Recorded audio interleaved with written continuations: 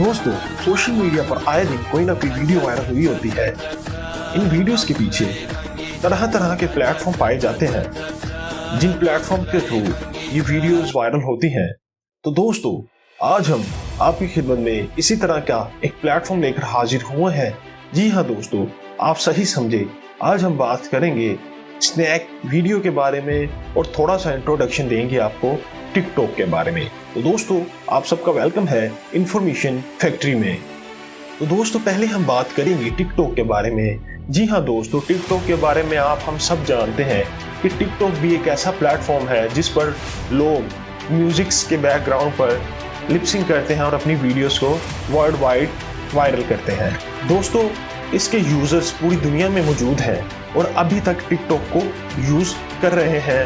दोस्तों, बहुत से ममालिक में, हमारे मुल्क पाकिस्तान और हिंदुस्तान में भी टिकटॉक को कुछ देर के लिए बैन किया जाता है। लोग वीपीएन यूज करके इसे यूज करते हैं, देन हुकूमत को फिर इसे ओपन करना पड़ता है।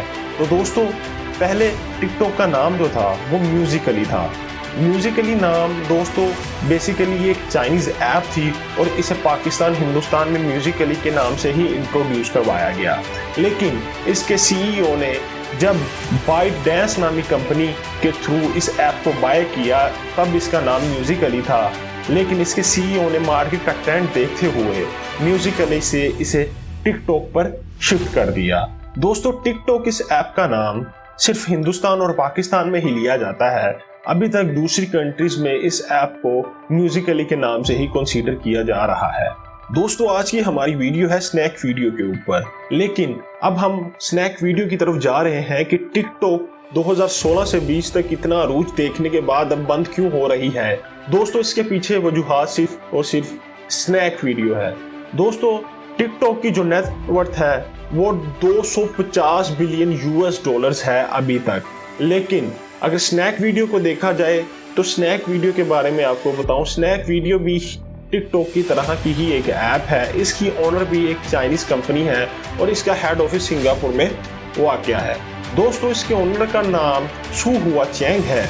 उसने जब इस ऐप को बनाया, स्नैक वीडियो को बनाया, तो उसने जब इसे प्ले स्टोर और आई स्टोर पर फेंका, एप्पल स्टोर पर, तो इसके यूज़र बहुत कम थे। तो उसने अपनी कंपनी के कुछ नुमाइंदों के साथ मुशावरत करने के बाद इस ऐप पर एक प्रमोशन दी।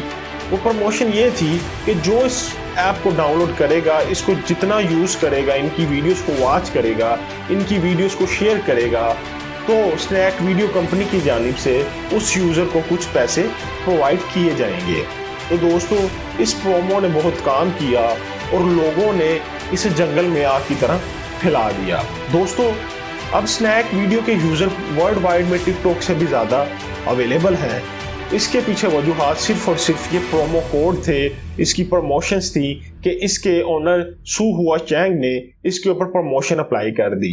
और ये ही वजह थी कि इन्हीं प्रमोशंस की वजह से टिकटॉक की कहानी खत्म हो गई। इसकी कहानी इसलिए खत्म हो गई कि आपने पीछे अभी सुना कि इनकी प्रमोशंस स्नैक वीडियोस पर अवेलेबल थी और जबकि टिकटॉक वालों ने अपने यूजर्स को कोई ऐसी फैसिलिटीज प्रोवाइड नहीं की थी।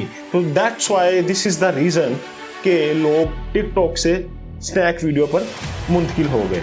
दोस्तों, स्नैक वीडियो टिकटॉक है क्या?